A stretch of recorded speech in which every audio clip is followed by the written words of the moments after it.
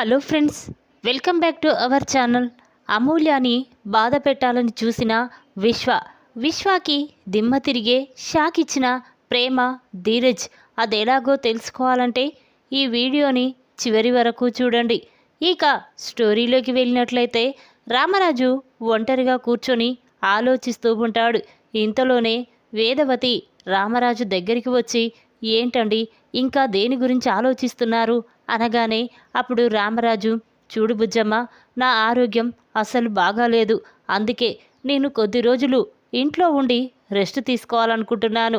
అందుకే మిల్లు బాధ్యతలు సాగర్కి అప్పగించాలనుకుంటున్నాను అని రామరాజు అనగానే అప్పుడు వేదవతి, సరేనండి, మీ ఇష్టం, మంచి నిర్ణయమే తీసుకున్నారు అని చెప్పి అనగానే ఇక రామరాజు, ఒరేయ్ పెద్దోడా, నడిపోడా, చిన్నోడా, ఇక్కడ రండి అని పిలుస్తూ ఉంటాడు. ఇక మాటలు విన్న అందరూ కూడా అక్కడికి వస్తారు. ఇక చందు, ఏంటి నానా అనగానే ఇక రామరాజు, ఒరేయ్ సాగర్, నేను ఇప్పుడప్పుడే బయటికి రాలేను. బయటికి రావాలంటే నాకు ఏదోలా ఉంది. అందుకే నువ్వు పూర్తిగా మిల్లు బాధ్యతలు నువ్వే చూసుకోవాలి అని రామరాజు అంటాడు. ఆ మాటలు విన్న సాగర్ ఒక్కసారి షాక్ అయిపోతాడు. ఇక వెంటనే రామరాజు, ఏంట్రా మిల్లు బాధ్యతలు తీసుకోమని చెప్తే ఆలోచిస్తున్నావు, చెప్పు అనగానే అప్పుడు సాగర్, లేదు నానా, నేను మిల్లు బాధ్యతలు తీసుకోను అనగానే అప్పుడు రామరాజు, ఏ తీసుకోవా లేక నీ వల్ల కాదా అనేసరికి అప్పుడు సాగర్, నానా, పూర్తిగా నేను మిల్లు బాధ్యతలు తీసుకోను అని చెప్పగానే రామరాజు, వేదవతి స్టన్ అయిపోయి చూస్తూ ఉంటారు. ఇక ఆ మాటలు విన్న రామరాజు, ఎందుకురా, ఎందుకు తీసుకో, మిల్లులో పనిచేస్తే కూలివాడిలాగా అనుకుంటున్నావా అనగానే అప్పుడు సాగర్ సైలెంట్గా చూస్తూ ఉంటాడు. ఇక అది విన్న వేదవతి, ఏంట్రా అనగానే ఇక సాగర్, అమ్మ, నాకు గవర్నమెంట్ జాబ్ వచ్చింది.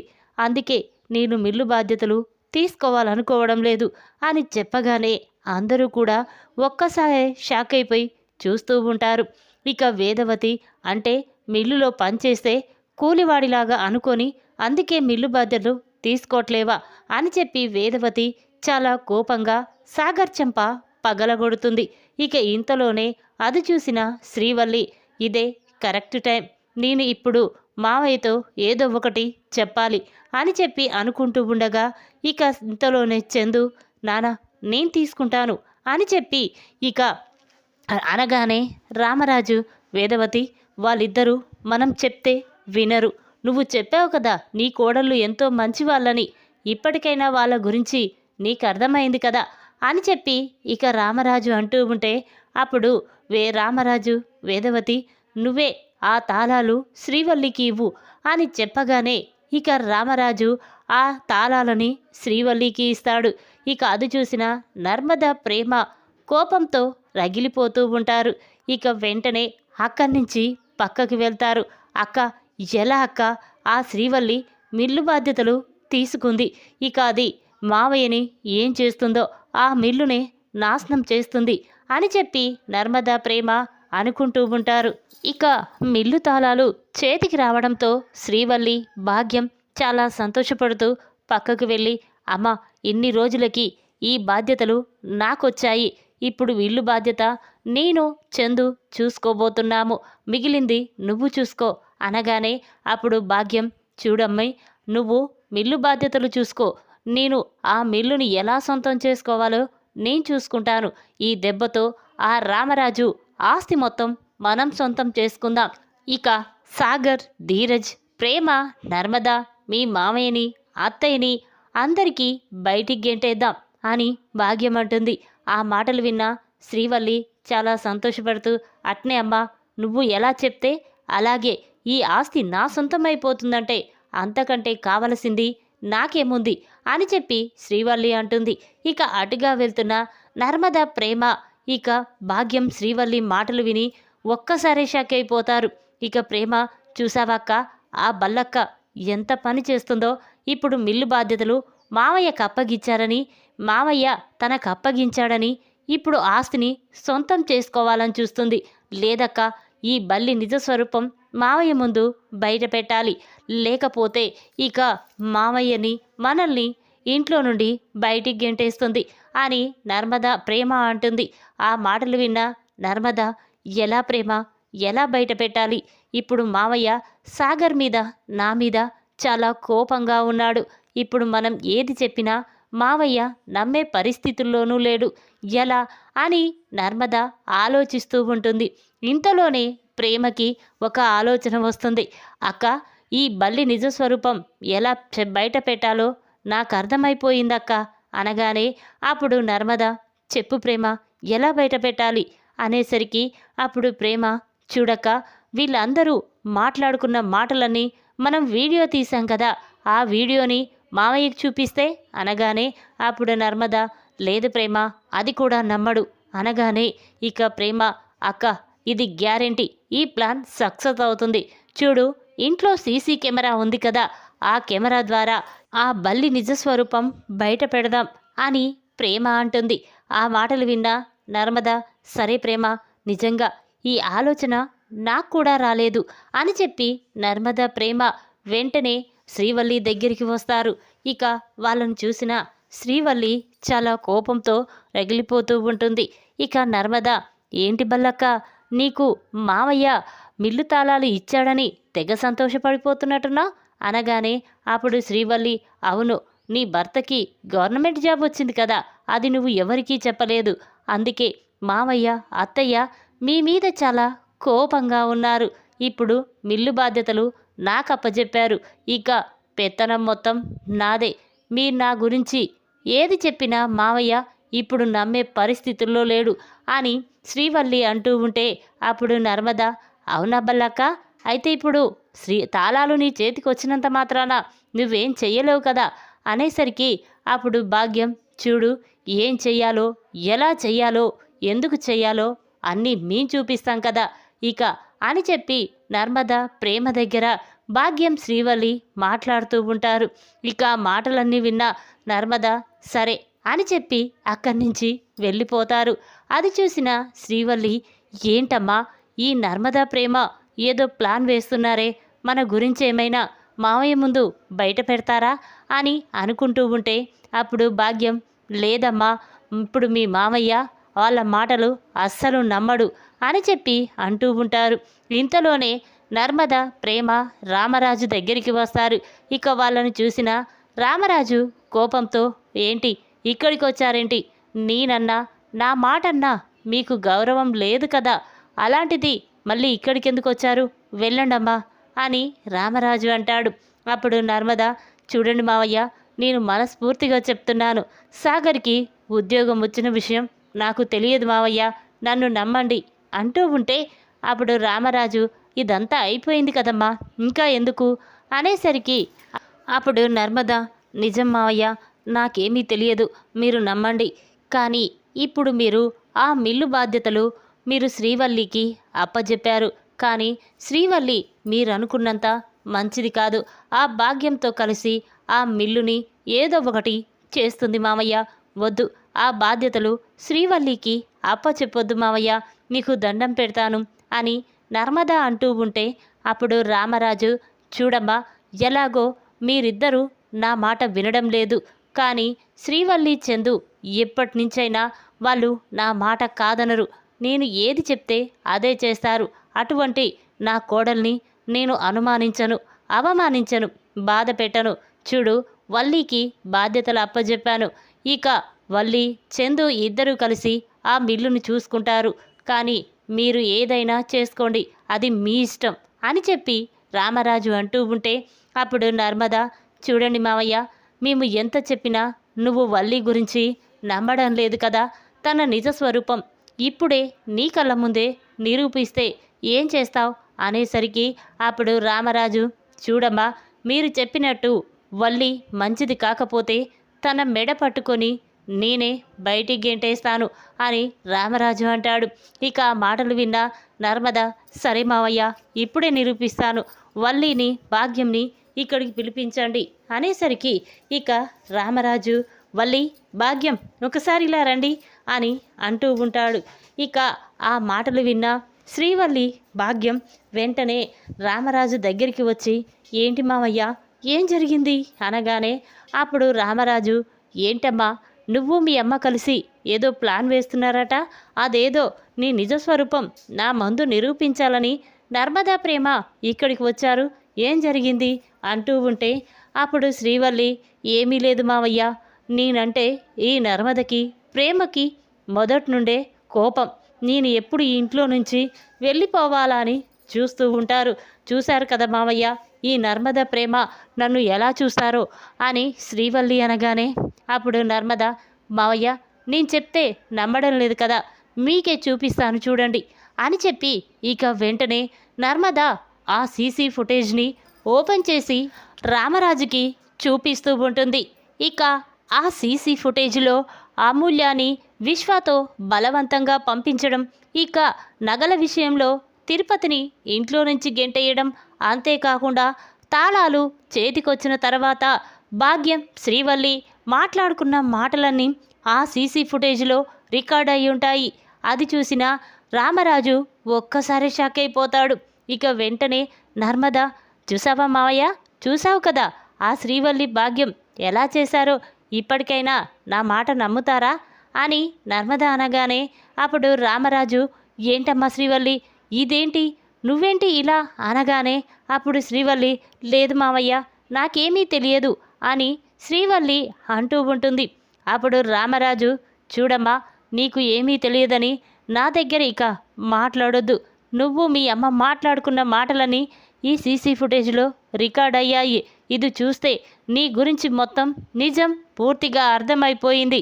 అంటే నువ్వు ఆ విశ్వగాడితో చేతులు కలిపి నా కుటుంబాన్ని నాశనం చేయాలని చూస్తావా, అంతేకాకుండా ఈ ఇంటిని మిల్లుని సొంతం చేసుకొని మమ్మల్ని బయటికి గెంటేయాలని చూస్తావా అని చెప్పి రామరాజు చాలా కోపంగా శ్రీవల్లి చెంప పగలగొడతాడు. ఇక అది చూసిన భాగ్యం, ఏంటన్నయ్య ఏం చేస్తున్నారో మీకైనా అర్థమవుతుందా, నా కూతురు ఇప్పుడు ఏం చేసిందని అనగానే అప్పుడు రామరాజు, చూడు ఇంకొక మాట మాట్లాడినా చంపేస్తాను, ఛీ నువ్వు ఒక అమ్మవేనా, కూతురికి నేర్పవలసిన పద్ధతి ఇదేనా, ఏ కుళ్ళు కుతంత్రాలు ఆశని సొంతం చేసుకోవడం మనుషుల్ని బయటికి గెంటేయడం ఇదేనా నువ్వు నేర్పించింది, ఇంకా బుద్ధి లేకపోతే సరి అని చెప్పి రామరాజు, చూడు ఇంకొక నిమిషం నువ్వు నీ కూతురు నా కళ్ళ ముందు కనిపించినా నేను ఏం చేస్తానో నాకే తెలియదు అని చెప్పి ఇక రామరాజు భాగ్యంకి వార్నింగ్ ఇస్తాడు.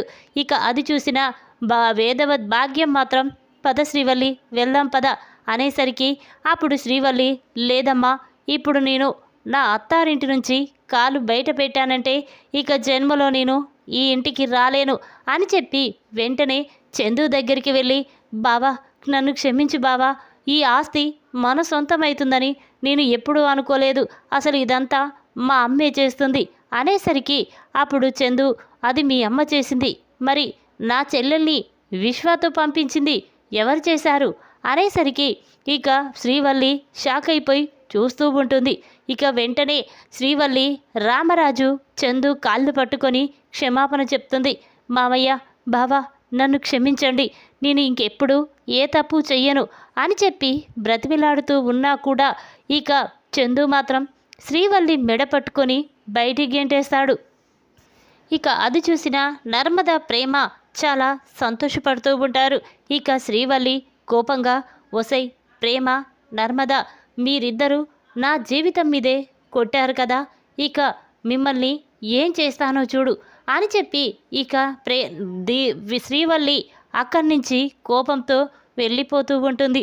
ఇదిలా ఉండగా ఇక విశ్వ మాత్రం అమూల్యని ఎలాగైనా బాధ పెట్టాలి, ఈ బాధను చూసి ఆ రామరాజుగాడు మళ్ళీ గుండె పగిలి చావాలి అని చెప్పి ఇక విశ్వ అమూల్యాని బయటికి పిలుస్తాడు.